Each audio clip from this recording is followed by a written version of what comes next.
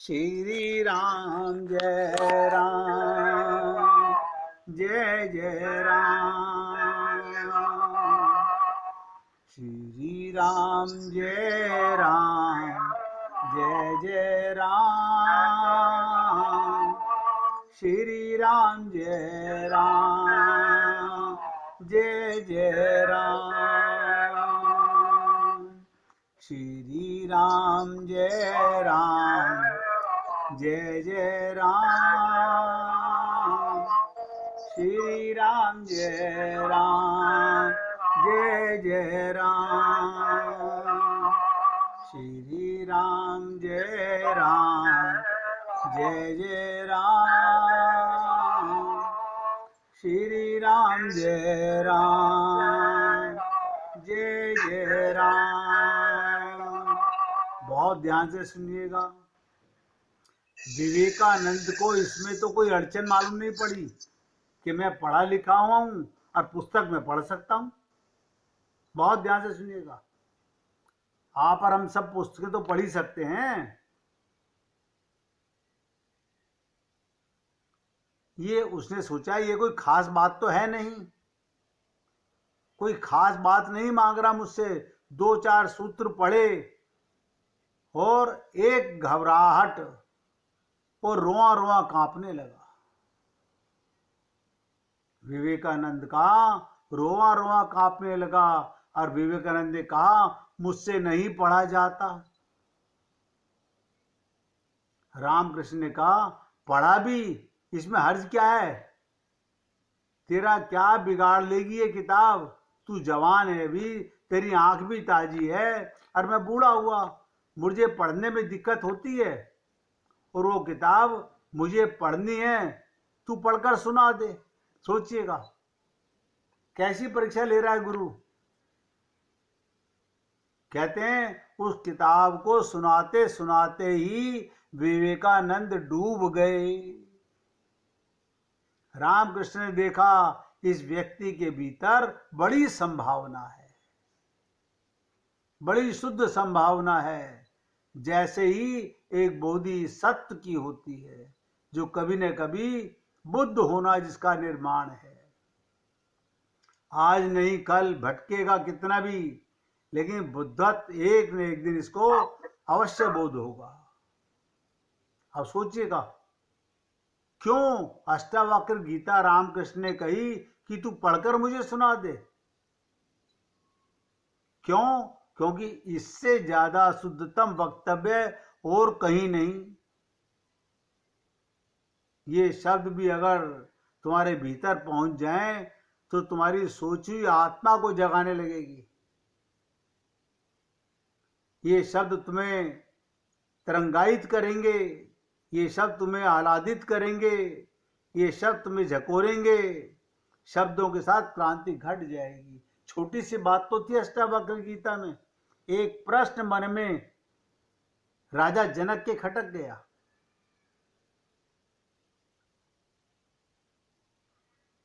कि जो सपना मैंने रात को देखा वो सत्य था या दिन का सपना सच्चे है।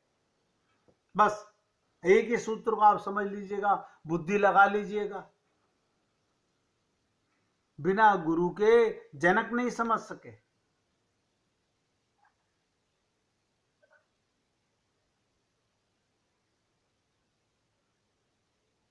ये गुरु ही हमारी बुद्धि के ऊपर पड़े हुए पर्दे को, माया के पर्दे को हटा सकते हैं।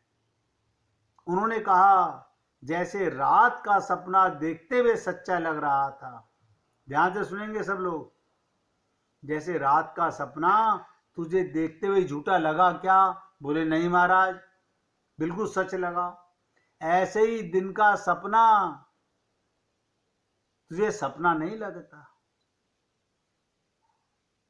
और आप हम सब लोग अपने हृदय में झांक करके देखें, हम भ्रमित क्यों हैं? क्या कारण है हमारा संसार में भटकने का? क्या कारण है भगवत प्राप्ति ना हो पाने का?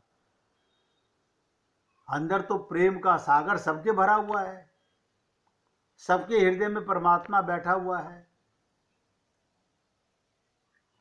रात का सब लोग कहते हैं सपना झूठा, हमने भी कह दिया झूठा।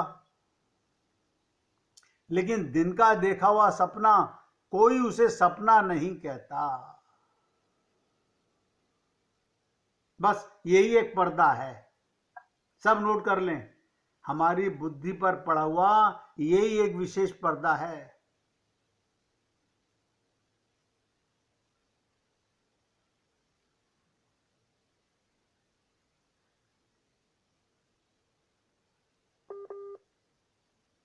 इसलिए मैं आपसे निवेदन करता हूं, हम अपनी बुद्धि से एक शब्द नहीं समझ सकते। मैंने कई बार आप लोगों से निवेदन किया, रामचरितमानस आपने बहुत बार पढ़ी, लेकिन क्या हमने कभी उन पात्रों को ये महसूस करके पढ़ी कि ये लीला कर रहे हैं?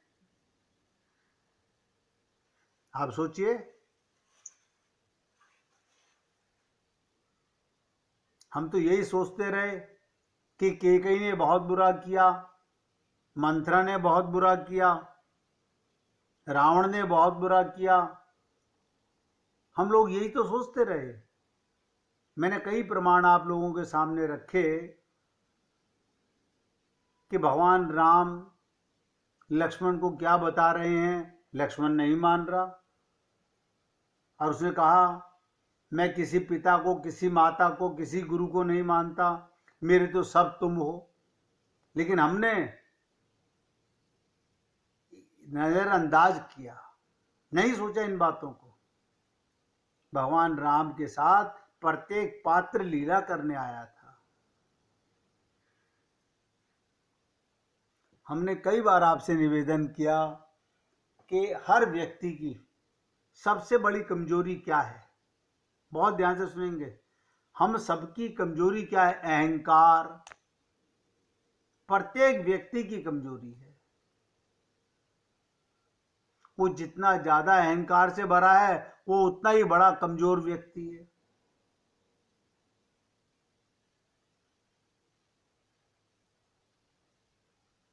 और अहंकार किससे पैदा होता है? मैं के गलत ज्ञान से। नोट कर लो, मेरी जाति इतनी ऊंची है, मेरे पास पैसा है,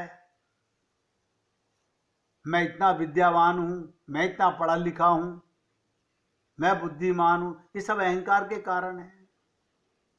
अहम की तुष्टि।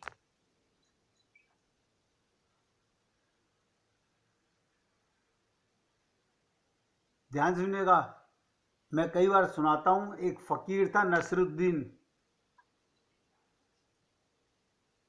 एक फकीर था नसरुद्दीन।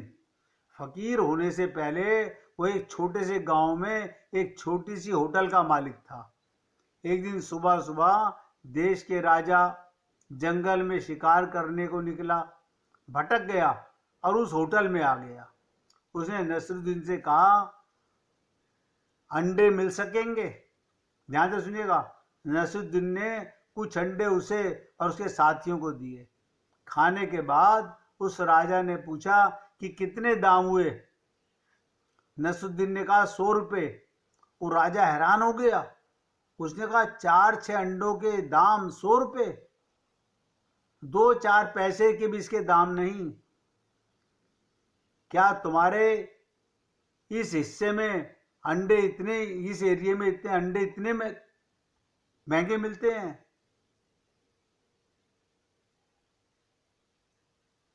या यहाँ पैदावार कम है? नसरुद्दीन ने कहा, नहीं महाराज,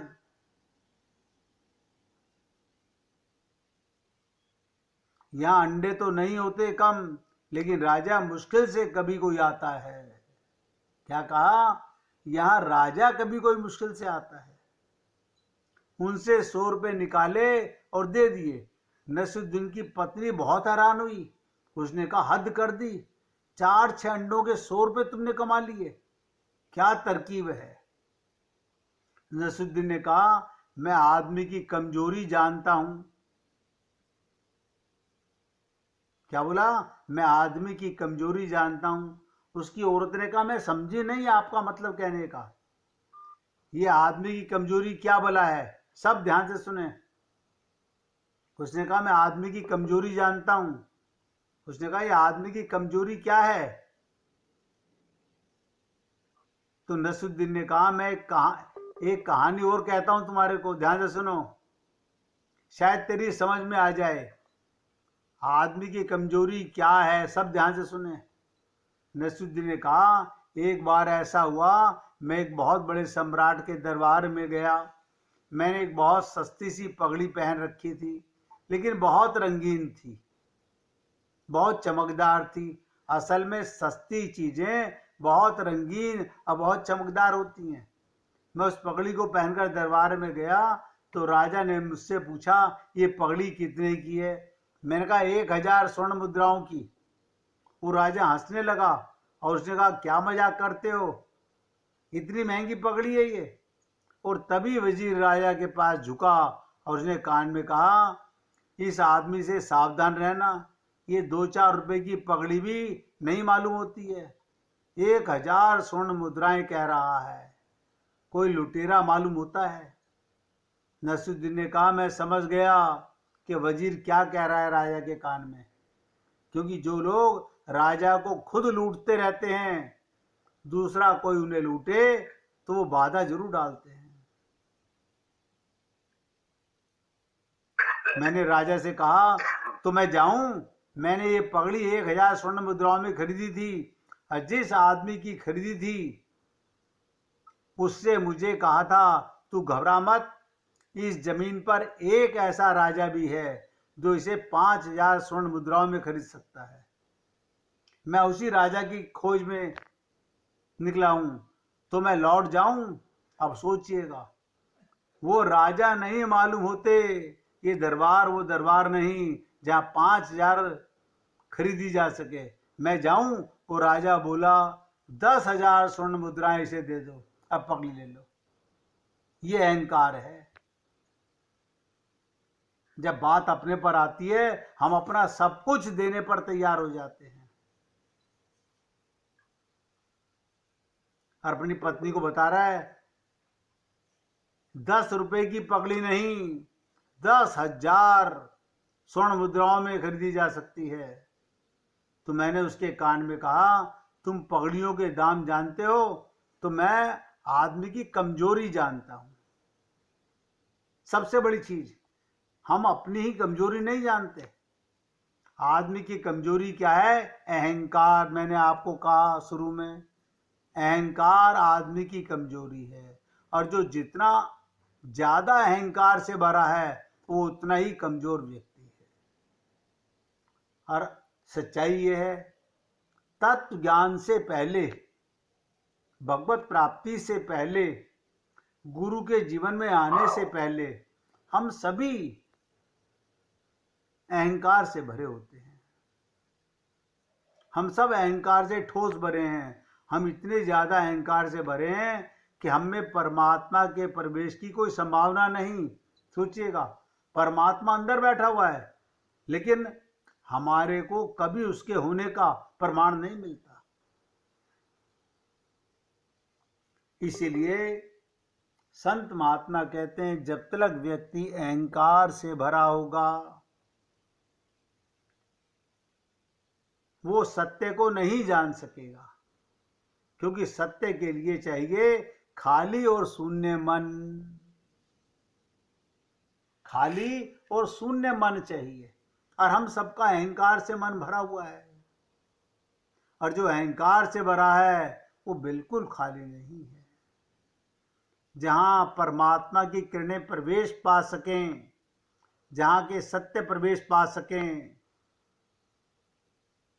मनुष्य के अहंकार के अतिरिक्त और कोई बाधा नहीं है। नित्य प्राप्त परमात्मा को पाने के लिए कहीं कोई रुकावट नहीं। जिस दिन हम अहंकार शून्य हो गए, जिस दिन हम अहंकार शून्य हो गए, उसी दिन भगवत प्राप्ति है।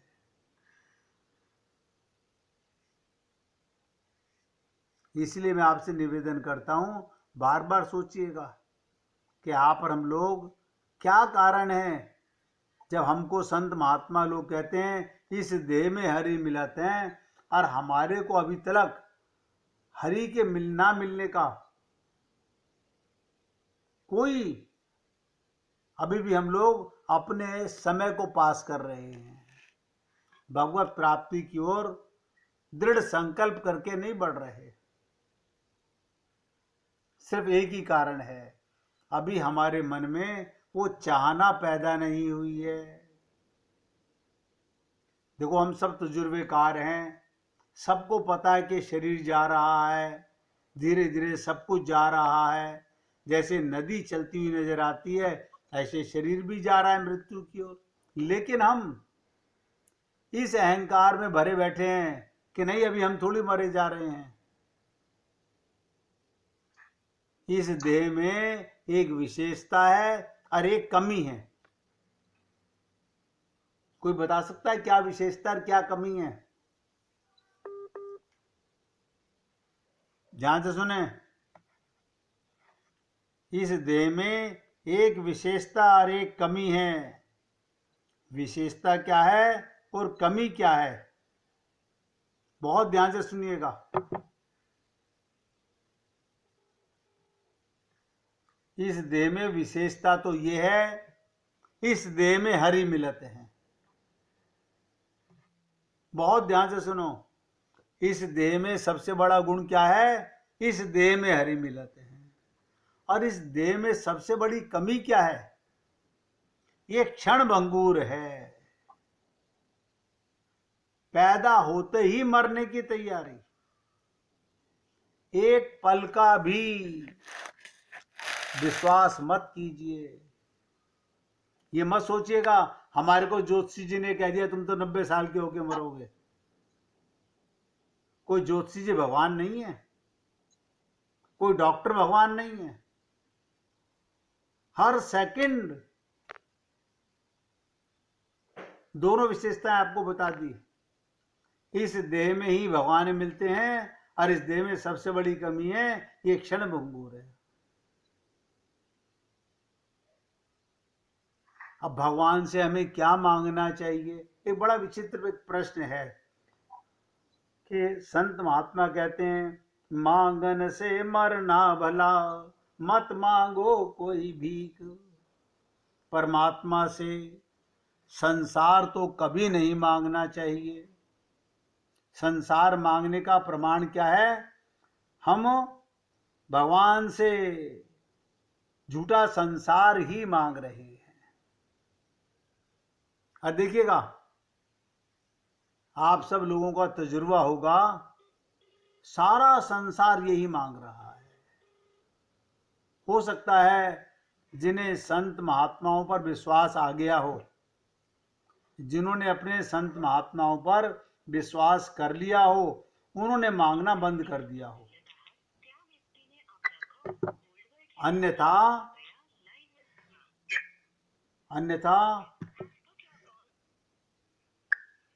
संसार में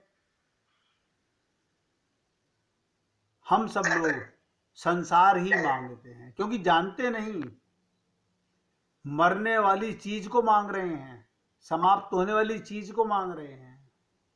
देखो कितने विद्वान लोग हैं, हम पंडितों से जाके पूछ रहे हैं हमारी ये डिमांड कैसे पूरी होगी, हम भगवान से क्या कैसे मांगे। मतलब संसार मांगने का भी तरीका ये पंडित लोग, ज्योतिषी लोग बताते हैं। संत महात्मा क्या कहते हैं, सुनिएगा ध्यान से, भगवान से भगवान को ही मांगना। ध्यान दो, भगवान से भगवान को मांगना,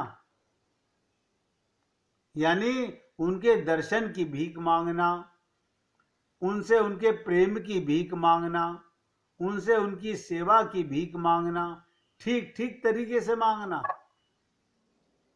एक अति दीन याचक बन के मांगना, रोकर मांगना, खुद को ठीक ठीक दीन मानकर इन सबकी भीख मांगना ही भक्ति कहलाती है।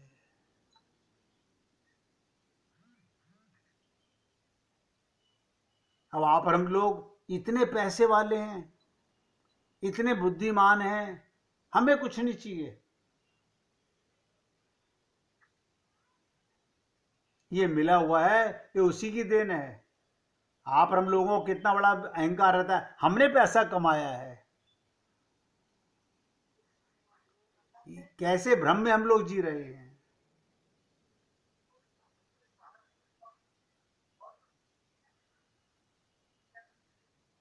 इन्हीं को भक्ति कहलाते हैं, यानी उनके दर्शन की भीख मांगना, उनके प्रेम की भीख मांगना, उनकी सेवा की भीख मांगना।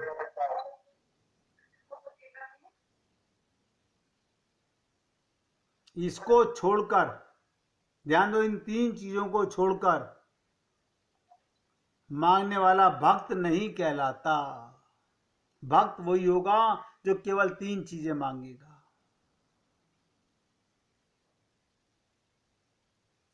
और बता दूं, इन तीनों को छोड़कर आप जो भी कुछ मांगते हो वो व्यापार है, सब व्यापार है, सर्वदा अनुचित है, नुकसानदेह है, भक्ति नहीं है। इसलिए भगवान से उनका दर्शन, उनकी सेवा, उनका प्रेम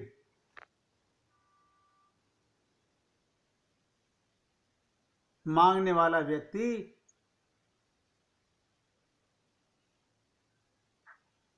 ही सही मांगना जानता है। बाकी सब के सब केवल भगवान को तो धोखा दे नहीं सकते, तो धोखा किसको दे रहे हैं? हम अपने आप को धोखा दे रहे हैं। हम भगवान को धोखा नहीं दे सकते।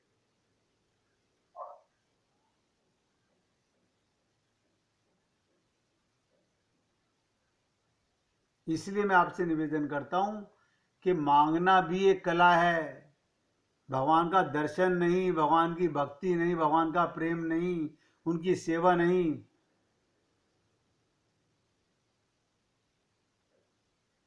इसलिए कोशिश करो कि मांगने का भी एक ढंग होता है, क्या मांगना चाहिए और क्या नहीं मांगना चाहिए। अब 1 मिनट कीर्तन करेंगे, फिर आगे बढ़ते हैं। हरि ओम नमो